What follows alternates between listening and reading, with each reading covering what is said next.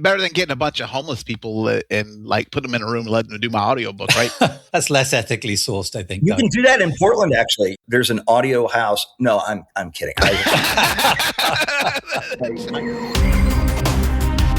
Welcome to the Two Authors Podcast, an entertaining chat show hosted by best-selling mystery and thriller authors Douglas Pratt and Nicholas Harvey, in lively, humorous and informative conversation with distinguished guests who share their thoughts and experience about forging a successful author career. Welcome to this week's show, brought to you as always by Vellum, the absolute best formatting solution in the whole wide world. Whole wide world. The whole wide world. You know what Vellum does really well, and I have yet to use this, but I am really, and partly because this is not our genre, doesn't really do a lot of this, but those decorated edges. It could be our genre. It could be our genre. We should. I want little scuba divers going up the side of scuba my divers would be books. cool. That would be awesome. Yeah. Maybe or bubbles. You could do scuba divers on one, maybe a coral reef along the side. Octopus wrapping around the top corner of the book. Oh, that would be special cool. edition coming your way from the A.J. Bailey series. Thanks to Vellum. There you go. Breaking news here for all of Nick's fans. He's going to be doing some special edition box sets now. Also, big thank you, of course, to our Patreon subscribers. We appreciate you guys very much. And if you guys enjoy our show and get anything out of it, we just ask you to come over to Patreon. Surely there's something. There must be something somebody can get out of this show apart from us having fun with each other. I don't know, man. We just need to tell jokes, and that's what we do. Throw those over there. No, that won't do it. I think. I will have you know that I am super funny. So you keep telling everyone. We'll have that made on a shirt. Yeah. Anyways, did you notice I am actually wearing our Two Authors shirt? I didn't know if you noticed that. Yeah. I did notice that. I meant to tell you. They are cool, man. Yeah. It's my wife wore hers the other day, and I was like, baby. Well, that's much better advertising. Your wife makes that shirt look really good. Yes. So thank you guys again. If you're on Patreon, just jump over there. It's only $3 a month. You get all sorts of bonuses, some fun nugget stuff. If I can ever talk Nick into doing a joke for us, we could do the, Nick's joke of the week or something. You never know. If you guys like that, if everybody piles onto the Patreon for that, I'll make sure he does a joke of the week. So, where the hell did this come from? Why am I getting... Last show, you were getting beat up for being bullying. So now that's true. That's true. Anyway, let's get on to our show. But before we get going, whether or not you're for or against AI narration, it has arrived in our market. And so we kind of figured it is about time we learned a little bit about the process. So today we're going to actually speak with Phil Marshall from over at Spoken, who is going to chat with us, tell us a little bit about what he's doing and how they're doing it. And you guys can make a decision on your own. So, but before we get going, we're going to have a listener question from our recent guest, Shell Honecker. Thank you so much to Shell Honecker, who's stuck around to ask us a question this week. So what have you got for us, Shell? I would like to know, what would be your theme song? Theme song? Theme song or the soundtrack to your life. What would be the song? For our life. Okay, not for our for books, your life. For our life. Yeah. No, for your life. Like you remember the show, I'm going to Get You Sucker, where the guy walks around with the theme song behind him all the time? I'm like, yeah. Okay, so what's the theme song for our life? Oh, my gosh. What's a song about being upside down on fire? That might cover things. Yeah. Any song from the 80s, maybe. I was going to say. I'm sticking with my Pearl Jam theme, man. It's going to be a Pearl Jam song. Okay. Which one? Yeah, that's a good question. Their lyrics don't really lend themselves to being a good theme song. I've stumped them. I've got one. I'm waiting. I'm just waiting on his answer. Okay. So yeah, don't worry. I've got mine. I know what mine is. It's Crazy. Crazy? Remember that song? By Patsy Cline? No, not that one. Much newer. God, the guy was like a coach on The Voice for a while. Oh, Gnarls Barkley? Yeah. Wasn't it him that did... Gnarls Barkley? Crazy? Yeah, Crazy. Some guys I used to... when I was in racing, we had a group of drivers. They had it as their theme song. They play it every time before they went out for the race. And I think that's the soundtrack of my life, Crazy. What do you got, Doug? Come up with something now? I gave you time. No, I had mine already from the get-go, so I already knew my answer. Well, my less than serious answer would be, I'm too sexy, right, said Fred. But Another great product to come out of the UK, I believe. Yes, but in reality, I would say a better product that came out of the UK was You Can't Always Get What You Want by the Rolling Stones. Oh, well, that's a little bit. Actually, I'm not sure that the Right Said Fred guy was English, was he? I don't really know. I didn't. I may have claimed the UK on something accidentally. Yeah. Well, no, you already claimed him. You get him. So, all right. Well, Shell, what would yours be? You got to answer the same question. I would say Just Another Day by Oingo Boingo. Oingo? Okay. Oh, yeah. Good one. Throwback. Good one. Yeah. Nice. Throwback to my SoCal childhood. I would say one that's also a good choice, but I've always said this would be a great one for a TV show was Van Morrison's, Days Like These. Oh, that's a good one. Days Like These, yeah. Doug got serious on us right there. I know. Well, I started with... Why'd you got to bring us all down, man? Why'd you got to bring us down? That was a great question, Shell. Thank you so much.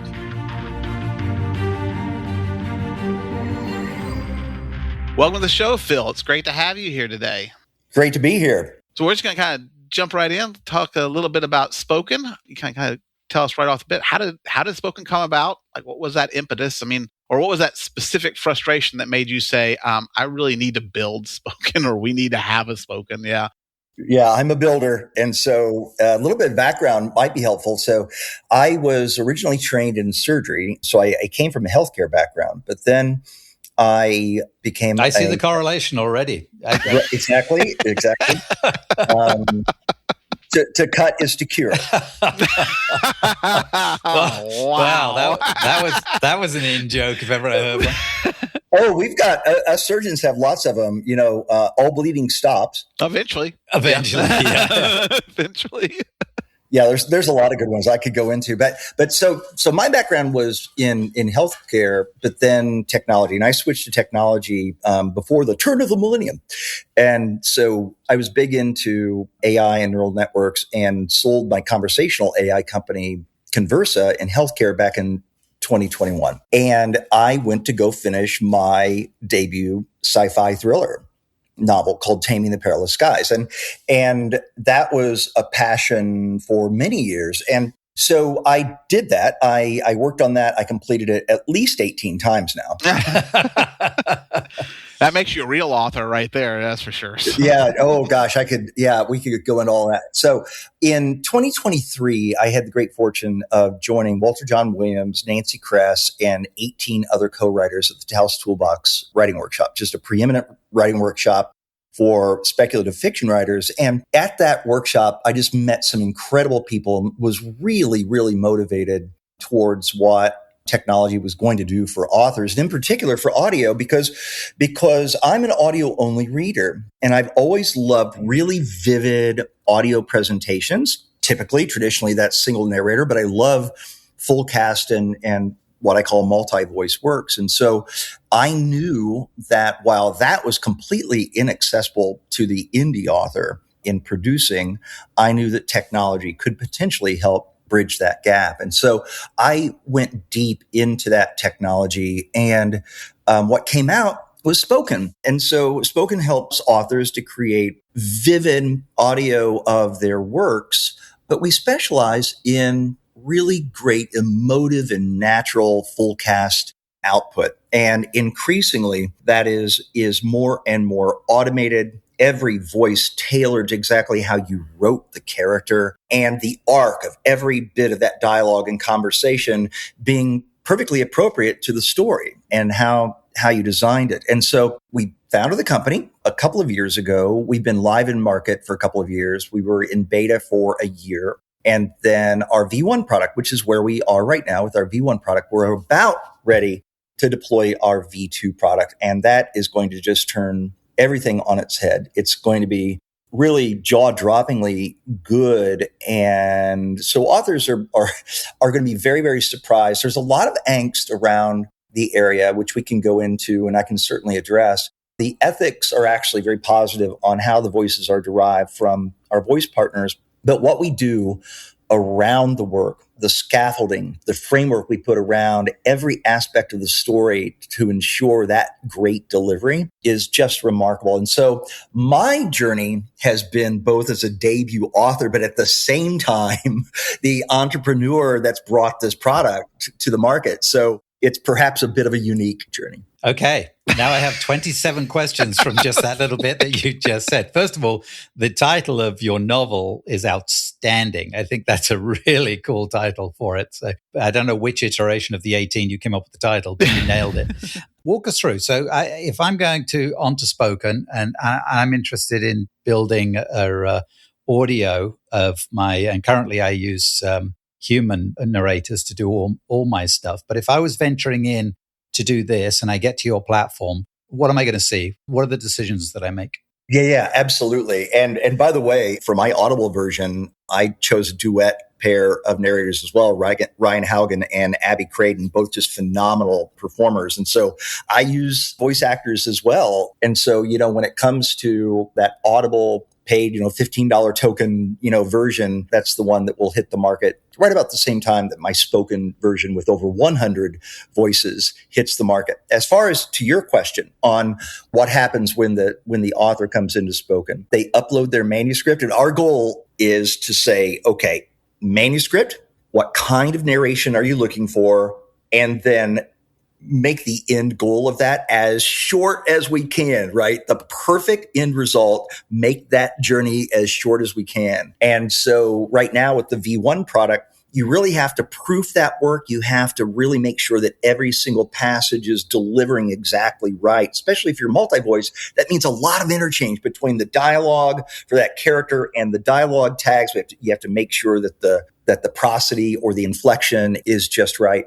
With V2, we actually are going to be taking a multi-layer approach. It's a little bit like when you generate an image on AI, how it starts to haze in a little bit, and then it starts to fill in a little bit more, and then it adjusts and fills in a little bit more. Well, when you think about narration, you probably think about it, well, okay, it generates it and it's there.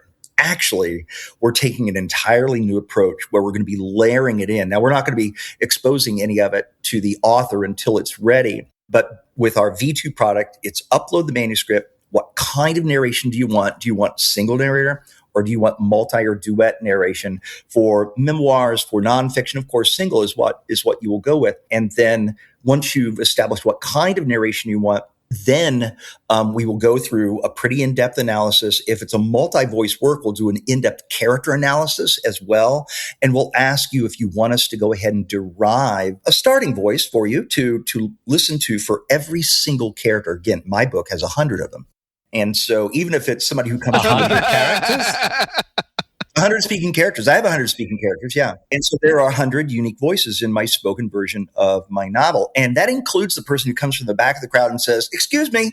Like, what's the perfect voice for the guy who comes from the back of the crowd and says, excuse me? And so we'll do that. Like we do that. And so once you've established what kind of work you want, and if it's multi-voice in particular, you'll then be given a list of the words that might have uncertain pronunciation. It's what we call the lexicon. And so you can listen to the sample of what it's likely to come out as. And if you need to replace it with a phonetic replacement, you just do so right there just once. And we'll cover it across the board for the work. And then once all those passages, what we call passages, are now prepared, now you need to set your voices. And you can listen to the default we came up with based on your work that we derived from how you wrote your characters. But then you can generate just three more samples if you want. And you can draw also from the list of hundreds of voice actors in our library as well. So you can either do it custom voices designed just around your character, or you can draw from the voice actors in the library, or especially for memoirists and nonfiction writers, you can actually put in your personal voice in order to use that to narrate your work as well. Everybody wants to hear my personal voice. I can slide that in there and you can have this sexy voice talk to you. Exactly. Doug, that's exactly what I was thinking when you said that. Is I want his voice on the network. Oh, see, what you need is Nick and I both to go in there and just get our voices on there, and then there'll be some like weird fan site who like this puts us together doing weird things. And next right. Here's their podcast, interviewing me. So for any given character, for any narrator, we also look at point of view. So if you're doing multi-voice, and like my work, I have half the chapters in my main character's first POV perspective, but the others are an independent third. We will analyze that and we will put it automatically, every single passage, in the right voice. And then it's just a matter, or in the right character. And then it's just a matter of creating just the perfect voice for that, or choosing it from the library. And so once you've done that, you've got your manuscript, type of narration. You make sure your lexicon pronunciations for difficult words are correct. You've chosen your voices. At that, I have to do that. I have to do that with Nicholas anyway. He's always mispronouncing everything, so it's yes. So then once you have that, and we're talking accents and all that, then at that point you just sit back and you watch that as it materializes out of the mist, basically. And what about what about intonations? Like if he shouts versus whispers. Yeah. We carry all that through at every passage level. So I'll give you an example. Two people talking. One says, "You'll never believe what I just did." And then the person says, "What?" But see, the way that you wrote that was what ?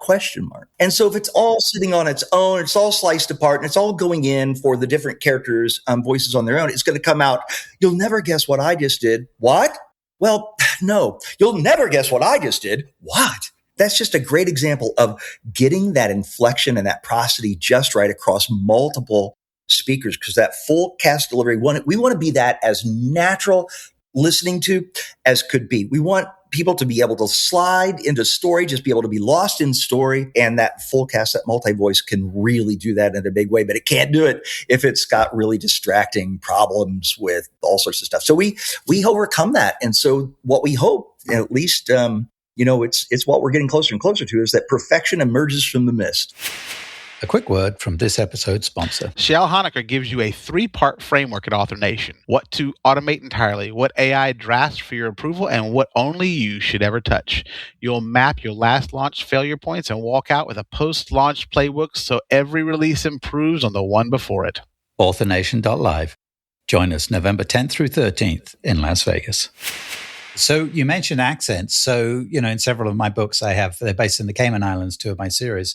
So I have accented characters in there. So I'm sure, if it's a French character or a Spanish character, that's probably relatively easy. But when you go into more nuanced specifics, how does it handle that? Yeah. So my own book has 12 different accents. So I get it.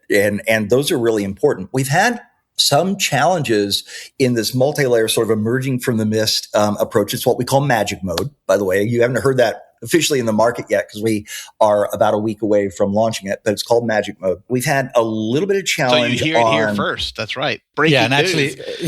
Well, when this airs, it'll be about 3 or 4 weeks old. It would have been breaking news. So that's actually good. So that's actually good. That's actually good to know. So what your listeners will find when they go in is magic mode. Exactly. And so it's kind of irrelevant of the challenges we've had to overcome that we've now overcome, because as far as your listeners go, it's all been overcome. Exactly. The 2 updates have gone out. Now it's smooth as silk. Exactly. It was broken for 3 days now. And so, but there are some things like the regular accents, Spanish accent, Italian accent, French, those are all actually really quite straightforward. But the way we do the layering, there are some nuances that we had to really work on. And that is, what if somebody has a more of an urban accent, right? Or not. And so those are, okay, well, that's an American voice there, and we've got a great voice for it. But sometimes the urbanness of that voice that you want to come out is not coming out as much. And so we've had to change a lot of settings to make sure even those details are really vivid and very, very clear. So yeah, oh boy, I could tell you what it takes, but then it's too early for bourbon. So first of all, it's never too early for bourbon. So I don't have a second of all. I was just it. So I'm in there. I'm choosing. I'm going to do a multi-voice. And so then I can start choosing which voices. So there's established voices that are in there, presumably. And how are those voices generated by your software? You're using a couple of sources, correct? Yeah, we have our voice providers are 11 Labs and Hume. And so they have different advantages, which we kind of explain there. As you choose your poison, we explain that. As far as the voice library voices go, it depends on 11 Labs or Hume because they treat it slightly different. For 11 Labs, those voice actors set their pay model. And so for those that are in our library, we pay them via 11 Labs. It's through the 11 Labs model that they get paid. And so we just pay them directly. I mean, we pay 11 Labs. They then distribute monthly paychecks to the voice actors. Okay, so those voice actors in that voice library, they get paid for forever use. And then the system-generated voices, we have an ethical AI page on the website which reviews this, but those are all ethically consent-driven as well, how the models are created in order to do that. And so I'm in there and I'm go, okay, I want a South London female accent. Is that something I type in what I'm looking for, or is there a selection, like you can start divvying it up by country and then region or something? How do you go about filter, maybe, yeah. Yeah, like a filter, that's what I meant. We derive it from your work. We derive an in-depth prompt of that character's voice. Based on what's okay. So what it explains that character is in the manuscript, it's pulling that. Yeah, you start with that. And so if you want us to automatically generate a voice for that character, that's what we'll use in that first pass. And then you can revise that prompt and change it. Doesn't matter which voice provider you use. They treat it a little bit differently, but from your standpoint, you do the same thing. And then if you're also deriving from the voice library, we'll surface those voices from the voice library that are best fit for the character that you have. And so, yeah, we do as much of that work for you as we can. We want it to be as turnkey as we can for you. Oh, nice. That'd be very nice. So, and you've kind of touched on this, so I kind of want to expand a little bit on, there is obviously a lot of, let's say, anxiety in the publishing world about AI and voice actors' livelihoods. You said that you're doing everything ethically based on going through 11 Labs, but maybe you could kind of give us a little more overview for the people who don't quite grasp what that really means. Like when you say ethically sourced, yes. Yeah, ethically sourced. Yeah. I feel like I'm getting eggs or ham or something like that, coffee. Coffee. Right. I live in Portland, Oregon, so it's all like farm to table, right? And if you've ever seen Portlandia, the episode where Clyde the chicken has a sheet, the wrap sheet on him, exactly where he grew up, and a picture of Clyde. You can visit where Clyde grew up, and did Clyde have friends? Did he hang around with other chickens? And so that's the land I hail from. So I get it. A little bit of background, though, to your question. So the audio world is growing.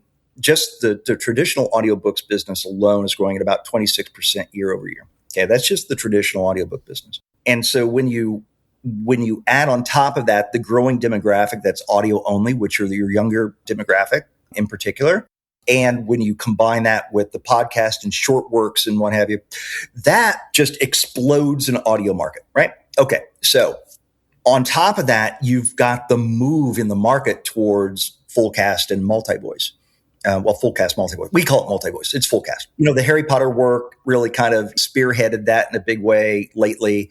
And there have been some other really good examples, but it's become more and more of a trend. And everybody generally wants to access that kind of model. So in our world, it's not a zero-sum game of doing your single narrator or duet narrators for Audible and then doing what might be your full cast version for other venues, other distribution endpoints. And increasingly for us, that's YouTube. We are now very actively outputting our authors' works out to YouTube, which is the fastest growing audiobook channel out there. And so it's really not a zero-sum game. So what does that mean? That means the economic drivers for a person to want to create audio are the drivers, I should say, not economic, but the driver to have your works out in audio are increasingly important. But the economics behind that are really daunting, especially if you're talking about the full cast approach. And so the entire economics say, hey, we need a lower cost, we need a lesser expensive opportunity. And then what you want to make sure is that if you're choosing voice actor voices, that they're getting paid, which is the case always if you're choosing voice actor voices. If you're creating system generated or custom voices, you want to make sure that the models that are deriving that were consent based, that these are driven from a graph model that created those from either open source, freely available or consent based voices. And so that's the case with both of our voice providers. And so that's sort of the very long answer to the driver needing a good economic solution. And now that economic solution is being presented in a way that you can feel pretty good about. It's interesting. Better than getting a bunch of homeless people and like put them in a room and letting them do my audiobook, right? That's less ethically sourced, I think. You Doug. can do that in Portland. Actually, you can actually. There's an audio house. No, I'm kidding. I could have taken that a little while longer. I love the way he like dove right into that. Like we're like, oh, I was sure that makes sense. We're the audio house, Portland, Oregon. So, Phil, are you seeing any particular genres that are flourishing in the market you're in? When you specialize in full cast or multi-voice, then generally speaking, the things that are going to be most popular on the network are those which have vivid characters speaking with each other. So one of the big drivers now in romance is you have to have dual narration or duet narration. In my case, with my sci-fi thriller, I did duet narration that'll come out at the beginning of June, where the male character voices all the male parts and the female character voices all the female parts, as opposed to dual, which is alternating chapters where each character gets the narration of an entire chapter, regardless of which other characters might be in there. And so when you look at duet, that's twice as expensive as a single narrator for your work, and romance now kind of mandates duet. And so that economic driver right there for romance is pretty strong. And so we've seen a lot of response from romance writers as a result. So I would say those stories like speculative fiction that have a lot of vivid characters talking back and forth, and romance that requires that duet approach, those are the ones that are really rising up. But for personal voice on there, memoirists and nonfiction writers. So yeah, we get a lot of it all, really. And now we'll hear from this episode's sponsor. This is Jamie Davis, show manager from Author Nation, checking in again. I hope to see you there in November at the conference. In the meantime, why do sci-fi authors write the shortest poems? Because they write in universe. Let's talk about what the current state, though, of AI narration acceptance. Like, well, you talked about you using YouTube a lot more. So I guess here's the question: is like at Audible and some of the Spotify, they've kind of like, we're not, or though you can do our audio or our AI, but they're not really letting other ones come in. Where's that friction coming from, and when can we see Audible kind of like let up on that, and Spotify as well? So we keep in close touch with them. I was just emailing them today, actually. We know those guys really well. There you go. Yeah, and actually, when you say, when are these various providers going to allow digital narration through? Actually, Audible is the only one that fits what you described. So their virtual voice is not a good tech, and so you wouldn't choose that really to get your work onto Audible.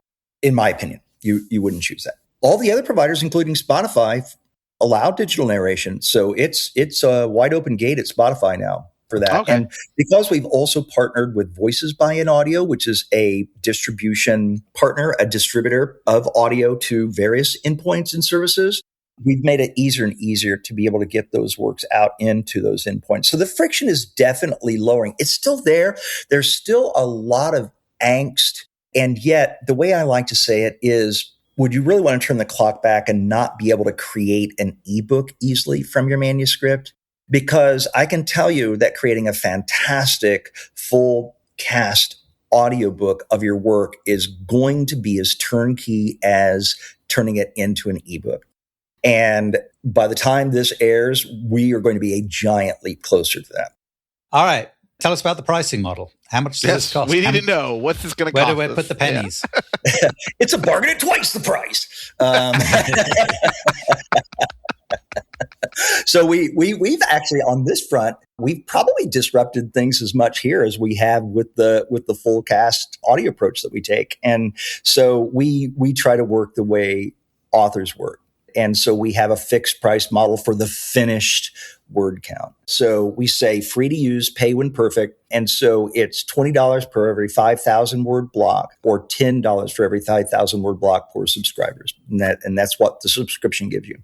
The magic mode that we're introducing for a period of time are going to be available to all users without additional charge. And then at some point, we're likely to start charging for that magic mode because it's more expensive for us to do it. And it's going to be so transformative that it takes that work out of manhandling each of those passages. I mean, it's just incredible. And so we're going to be looking at that later on. But for now, that part's just going to be thrown in, and we want everybody to enjoy it and use it and realize how kind of magical it is. Audio is going crazy. I think getting works out on YouTube, we're increasingly going to be doing quite a bit of exciting stuff there.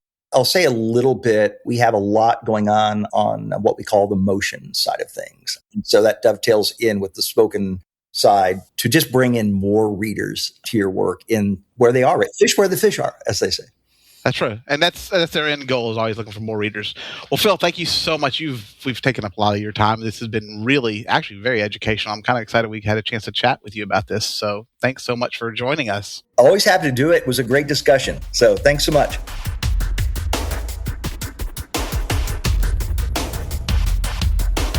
Wow. Thank you so much, Phil, for popping in. That was educational. I mean, I definitely learned a little bit about the company. I think that's kind of very fascinating. I mean, it's got some good points and some things that you can use with it if you're looking for that. I mean, I think for full cast, which is kind of a big thing right now, it's something to consider. So yeah, I mean, if you're looking, the first thing is you got to decide whether it's your bag or not, right? If you want to go down that avenue, and if you do, it sounds like this is a pretty good option. What I like is the idea that you can tweak everything, right? So. And it sounds like his V2 version, which should be out now as this show comes out, it's going to automate more of it. And hopefully it doesn't take... I always worry when they're taking over all of this stuff. I'm a control freak. And it's like, my books have a lot of nuances to them. But on the flip side, and stuff. I'm I don't have to do anything. I do less. And it just shits out something at the other end. Shits out something, yeah. That's my bag, baby. We're like so opposite ends of the spectrum. It's kind of insane. It is kind of weird. But, I'm still currently all in on human narration. I love the narrators that I have, and they do such a great job. And does it take me a long time to earn out the upfront cost? Yeah, it takes forever each book to do it. Once it's done, it's out there, and I know I've got a good quality piece out there. But for special projects or odd things that we get involved in, I can see dipping a toe. You could do some fun things, if you're wanting to do something besides, I'm with you. I think I will always have my narrators because I love my narrators who are already doing our stuff. But I think that I can see the benefit of doing something small, maybe some short. I mean, I've been doing short stories lately anyway. I think those might translate well to a short read, and it's not something I necessarily want to spend a lot of money to. That's true. Your Patreon short stories that you've been banging out at a romance author rate. Not even. I'm about to kill myself on this last one. Yes, you are killing yourself on it, but as I sit back and chuckle. I know. It's like, huh. So hey, but you got loads of content, and that might be a way of doing something a little bit more with that IP. Well, I do think that you have to, in today's market, we've talked about this a lot. Obviously, publishing is going through changes right now. If you're doing this as a business like you and I do, we have to look at what's going to be smart business decisions. And sometimes, like Phil said, you're just looking for a different audience. So this is just a different audience than people who would listen on Audible and listen to my human narration stuff. These are, kids nowadays my kids always listen to audiobooks on YouTube. So that, it's got some merit to it. Whichever way you're leaning, there's some information for you. So yeah, check it out. Otherwise, support the show on our Patreon, which we don't have any short stories on, but we have lots of bonus content and stuff. So it's definitely worth checking us out. Couple of live idiots talking on it. That's what you get there. Couple of live idiots, yes. Real live narration from these two human beings. Real live dumbasses. So anyway, but check us out over at patreon.com/the Two Authors Podcast. It's $3 a month, and you get like some cool bonus stuff. You get some fun stuff on there where we just make fun of each other, that kind of thing. And if you guys jump on and we get if 100 of y'all will sign up, I will have Nick on there telling a joke once a week. So he says he's shaking his head. Nobody he's shaking his head, but you all know you want to hear him tell some jokes, some good, I don't know, Maybe they have British jokes. Maybe I can quote some Monty Python. Maybe I'd be up for that. I would pay $3 a month to hear you quote Monty One Python. day, all this will be yours. What, the curtains? Not the bloody curtains. All right, we should end on that. That's right. Big thanks also to our friends over at Vellum for their support. So go check out tryvellum.com/the two authors to find out more. Just check out the show notes for all the links as well as our links. And we'll be back next week with a new episode of the Two Authors Podcast. Until next time, be cool to each other. And fair winds and following seas. You've been listening to the Two Authors Podcast with Nicholas Harvey and Douglas Pratt. Subscribe on your favourite platform for new shows coming every week.